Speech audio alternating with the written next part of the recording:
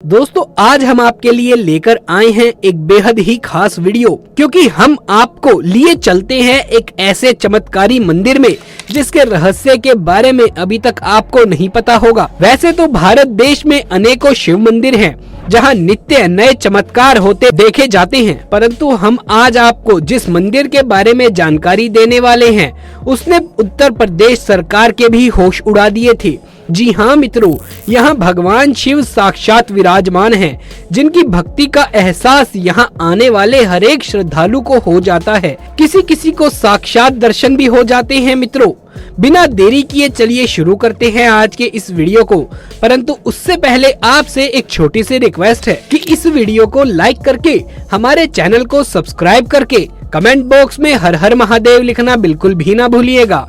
चलिए शुरू करते हैं। दोस्तों उत्तर प्रदेश की राजधानी लखनऊ से लगभग 35 किलोमीटर दूर काकोरा में स्थित आगरा लखनऊ एक्सप्रेस वे पर स्थित है नागेश्वर शिव मंदिर। जैसा कि आप स्क्रीन पर देख पा रहे हैं, ये मंदिर एक्सप्रेस वे की सर्विस लाइन के बीचों बीच स्थित है। आखिर क्या ऐसा कारण है कि ये दोनों रोड के बीचों बीच स्थित है? वर्ष 2014 से पहले इस मंदिर की जानकारी बहुत कम लोगों को थी, क्योंकि यहाँ पर घना जंगल हुआ करता था, इसीलिए स्थानीय किसान ही इस मंदिर के विषय में जानते थे। वर्ष 2014 में ये मंदिर पहली बार प्रकाश में आया और उत्तर प्रदेश सरकार के भी होश उड़ा दिए।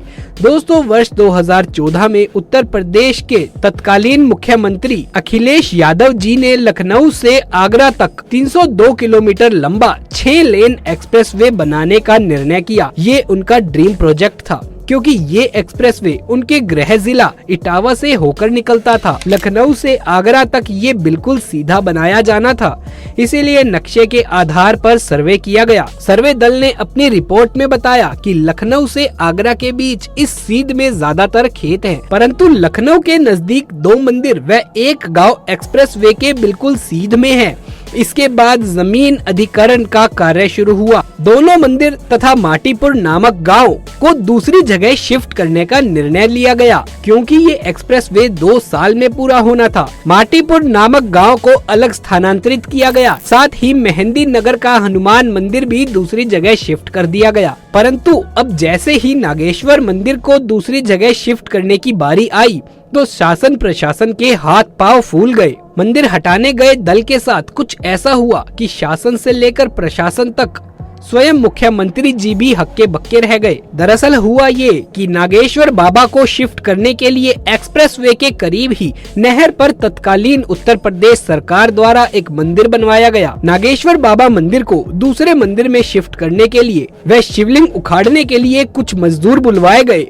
इन मजदूरों ने जैसे ही शिवलिंग की खुदाई शुरू करी, उन्हें कुछ अजीब सा महसूस हुआ।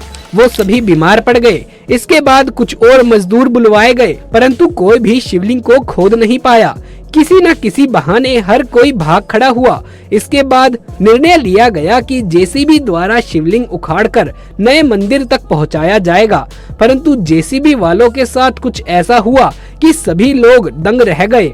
हुआ ये कि जेसीबी यहाँ तक पहुँचते ही खराब हो गई। इसके बाद दूसरी जेसीबी आई तो वो भी खराब हो गई। यहाँ एक बात ये भी बताते चले कि सभी मजदूर व जेसीबी वाले दूसरे मजहब से थे, क्योंकि हिंदू इस कार्य को करने के लिए तैयार नहीं थे। शाम को एक और जेसीबी आई जिस पर 2 ड्राइवर व 2 सहायक थे। सभी ने सोचा कि दूर से चलकर आए हैं, इसीलिए पहले कुछ भोजन तैयार करके खा ले, विश्राम करने के बाद कार्य शुरू करेंगे। जब वो खा पीकर विश्राम कर चुके थे तो वो कार्य करने के लिए जैसे ही जेसीबी की ओर गए तो जो उन्होंने देखा उसे देखकर उनके पैरों तले जमीन खिसक गई। उन्होंने देखा कि जेसीबी के ऊपर तथा उनके आसपास हजारों की संख्या में सांप फन उठाए फुकार मार रहे थे। ये नजारा देखकर वो इतना डर गए कि जेसीबी छोड़कर वो जान बचाकर भागे। इसके बाद निर्णय लिया गया कि ये मंदिर अब हटाया नहीं जाएगा और यहीं पर इस मंदिर का जीर्णोद्धार करके मंदिर के दोनों ओर सर्विस लेन बना दिया जाएगा। अतः उसी स्थान पर मंदिर का जीर्णोद्धार हुआ और मंदिर के दोनों ओर सर्विस लेन बनाई गई। दोस्तों रास्ते के बीचों बीच ये मंदिर आज भी वैसा का वैसा खड़ा है। आगरा लखनऊ एक्सप्रेसवे 6 लाइन है, जो सर्विस लाइन को मिलाकर 8 लाइन का बना हुआ है। नागेश्वर बाबा के मंदिर पर प्रत्येक सोमवार को श्रद्धालुओं की भीड़ लग जाती है। यहां आने वाले प्रत्येक श्रद्धालु की मनोकामना पूर्ण होती है, क्योंकि ये मंदिर रोड के बीचों बीच में है। इसीलिए प्रत्येक सोमवार को मंदिर के सामने वाला रोड वाहनों के लिए रोक दिया जाता है। सावन के महीने में तो यहाँ हजारों श्रद्धालु जमा हो जाते हैं। इस मंदिर की प्रसिद्धि दूर दूर तक फैली हुई है, क्योंकि ये मंदिर एक्सप्रेसवे के बीचों बीच स्थित है। इसीलिए यहाँ पहुँचने में कोई परेशानी भी नहीं होती। 21 जून 2016 को जब आगरा लखनऊ एक्सप्रेसवे का उद्घाटन हुआ, उसके बाद में दूर दूर से लोग यहाँ दर्शन करने के लिए आते हैं। वैसे ये पहली बार नहीं हुआ दोस्तों, जब सरकार को भगवान के आगे झुकना पड़ा हो। पद्मनाभ स्वामी मंदिर भारत के केरल राज्य के तिरुवनंतपुरम में स्थित है। ये भगवान विष्णु का प्रसिद्ध मंदिर है।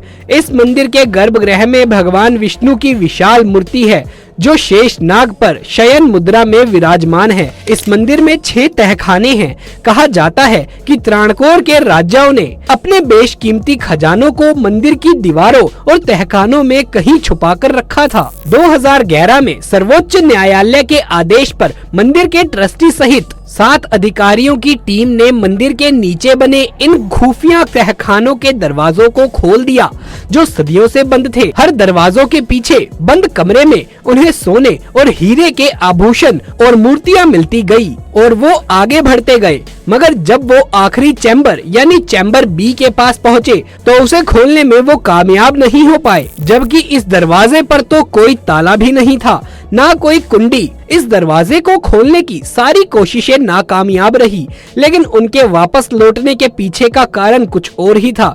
इस दरवाजे पर सांपों के जो चित्र बने हैं, वो ये चेतावनी दे रहे थे कि इस दरवाजे को खोला गया तो अंजाम बहुत बुरा होगा, और वैसा हुआ भी। टीपी सुंदरराजन यानी वो शख्स जिसने इन दरवाजों को खोलने की याचिका दाखिल की थी, पहले बीमार पड़े और फिर उनकी मौत हो गई। कहा जाता है कि अगर किसी भी व्यक्ति ने उस कमरे के अंदर जाने की कोशिश करी तो उसके साथ कुछ बुरा जरूर होता है और उसकी जान भी चली जाती है, और ऐसा हुआ भी है। इसीलिए उस तहखाने को खोलने का निर्णय सुप्रीम कोर्ट को बदलना पड़ा।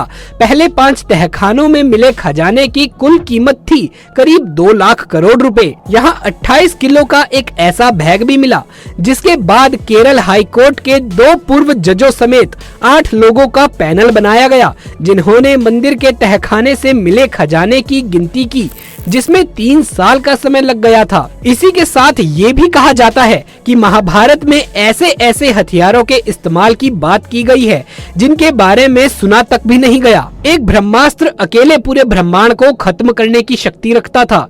ऐसे हथियारों को नष्ट नहीं किया जा सकता था। इसीलिए ऐसा कहा जाता है कि इंसानियत की भलाई के लिए उन हथियारों को ऐसे ही मंदिरों के तहखानों में छुपा दिया गया था। तो क्या ऐसा हो सकता है कि इस मंदिर के चैम्बर बी के अंदर वो हथियार रखे हों जिनकी चर्चा महाभारत जैसे महाग्रंथों में मिलती है, या फिर इस दरवाजे के पीछे कोई ऐसा बेशकीमती खजाना होगा जो पूरे भारत की गरीबी मिटा सकता है? इस हकीकत से तो पर्दा तभी उठेगा जब ये दरवाजा खुलेगा। आपको क्या लगता है, ये तहखाना खुलना चाहिए या नहीं? क्या वाकई इसे खोलने से कोई महाप्रलय आएगा? आपकी राय कमेंट में लिखकर जरूर बताइएगा। अगर ये वीडियो अच्छा लगा हो तो इसे एक लाइक करके इसे ज्यादा से ज्यादा अपने दोस्तों और रिश्तेदारों के साथ शेयर करिए। कमेंट बॉक्स में हर हर महादेव जरूर लिखिए। आगे भी ऐसे वीडियोस देखते रहने के लिए हमारे चैनल को सब्सक्राइब भी कर लीजिए। जल्द मुलाकात होगी आपसे किसी अगली वीडियो में। तब तक के लिए आप सभी का धन्यवाद।